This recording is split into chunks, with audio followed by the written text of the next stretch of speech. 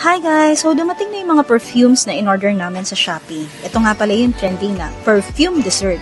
Sa totoo lang ang bango talaga at medyo matagal mawala ang amoy. And to be honest, kaamoy na kaamoy pa niya yung mga luxury branded perfumes. How do I know? Kasi I have purchased some of these branded ones too since isa ito sa mga luho ko talaga, mga perfumes. At dahil nag-order muna nga ako ng Sampler collection nila last year, which they call the Hennessy collection, ay nakapili na nga ako ng ilan kong favorites para mag-purchase na this time ng tag 50 ml, which is 650 pesos each bottle. So, unahin natin itong the best, itong Black Currant and Ambergris. Kasi parang may hawig siya sa amoy ng Creed Aventus for him, and that Creed alone costs 17 to 19,000 pesos per 100 ml. Kinda musky, but there's a sweet, subtle fragrance with it.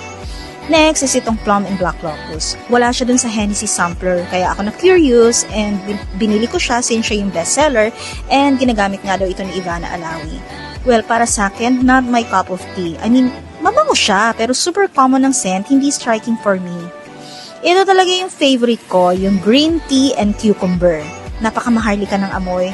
Humihilera siya sa scent ng Jo Malone. Hindi ko lang ma-describe exactly which Jo Malone scent pero sobrang napaka-class and ethereal ng amoy nito. Next is Milk and Barley. Wala rin to sa Hennessy Sampler collection pero knowing the combination of barley with milk, syempre na-curious ako at hindi ako nagkamali. I super love it. By the way, I am more on stronger notes and this one has it.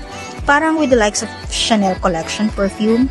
In fact, ito nga yung nasa purse ko for daily use Ito namang peony and red apples at Persian salt and ambrette na pinili ng aking 14-year-old boy. In fact, not bad and pwede siyang unisex. May pagkasosyal din yung amoy and hindi common yung scent. Nasa Jo Malone level din yung kanyang scents Parang may pagka-nectarine combined with something sweet flowery scents. Tapos may free nga pala yung shop na binilan ko sa Shopee. Ayan nakalagay na pala dito yung name and DP ng store sa Shopee. May pa-freebie sila na facial mask and kapag nag-order ka ng 4 bottles, ay meron ka nitong perfume dessert fine fragrance mist, which they call Cloudy. This one is on lighter side, with bitter almond saffron as the top notes, Egyptian and cheddar as the middle notes, and woody and ambergris note as the base. Bagay siya sa mga dalaginding, so we'll give this one to my 13-year-old niece na si Aki. So yun lang guys, I will give the link ng store sa Shopee sa aking description below and just feel free to check out the store. Thanks for watching guys!